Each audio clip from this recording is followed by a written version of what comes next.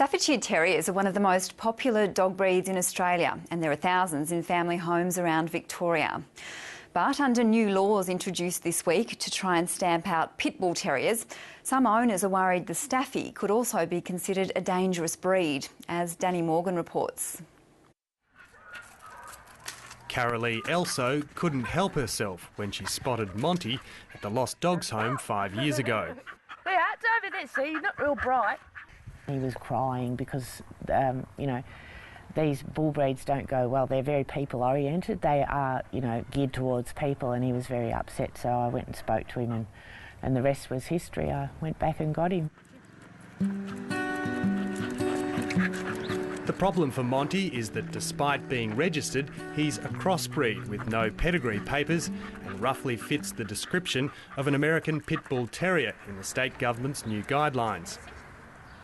If a council ranger come and looked at him and did use the check sheet that appears to be what they're going to use, that he would tick a lot of the boxes and unfairly be blamed. He's a great dog. He's never done anything wrong. I believe I'm a responsible owner.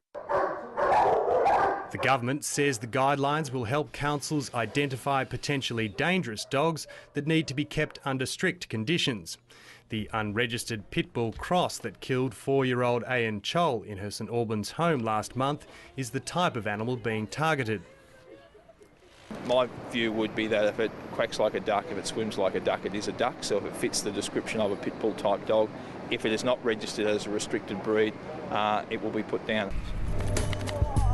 But that's making many dog owners nervous, because the visual checks used to identify a pit bull also describe the attributes of the popular Staffordshire Terrier. If you cross an English Staffordshire Bull Terrier with a Labrador Retriever, that dog will look almost identical as what some would call a Pit Bull Terrier. Some people think that they're going to be able to come into your house, take your dog and kill it straight away. Owners point to similar guidelines issued by the Gold Coast City Council that led to a spike in legal challenges to dangerous dog rulings.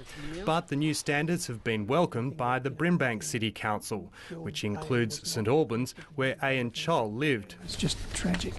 Responsible pet ownership is something that we need to work and very hard on and focus on. We do have a large number of unregistered dogs in Brimbank. Giving the animal management officers more certainty about what the characteristics of a restricted breed dog are is a good thing. Also giving them the capability to say, we think it fits this range of characteristics, we're going to err on the side of safety, we're going to pick it up.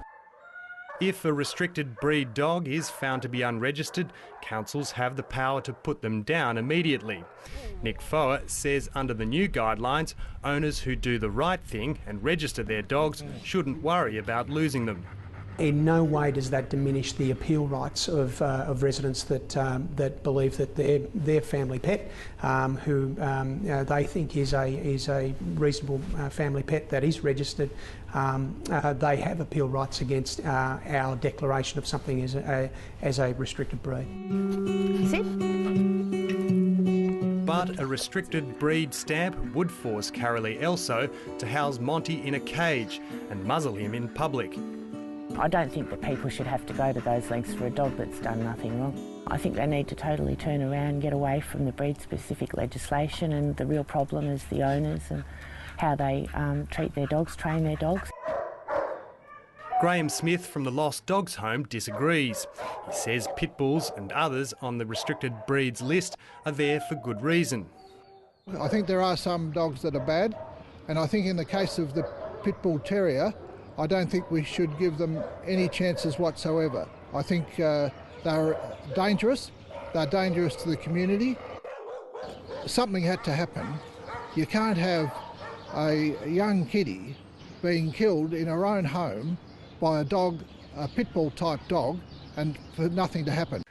If the council does come knocking on Carolee Elso's door, she's prepared to dig in and take the matter to court. The dog won't be going anywhere. You feel that strongly about it? I feel very strongly about it, and I think most reasonable owners do. But she does agree with the state government's plan to make owners criminally liable for the damage their dogs cause. Owners could be jailed if their dog attacks a human. Your dog should be under control, it should be on lead, unless in a designated off-lead area. And yeah, in the wrong hands, dogs can be dangerous. She says with Monty, she's got nothing to fear. He's my best mate, he's a good dog, very good dog.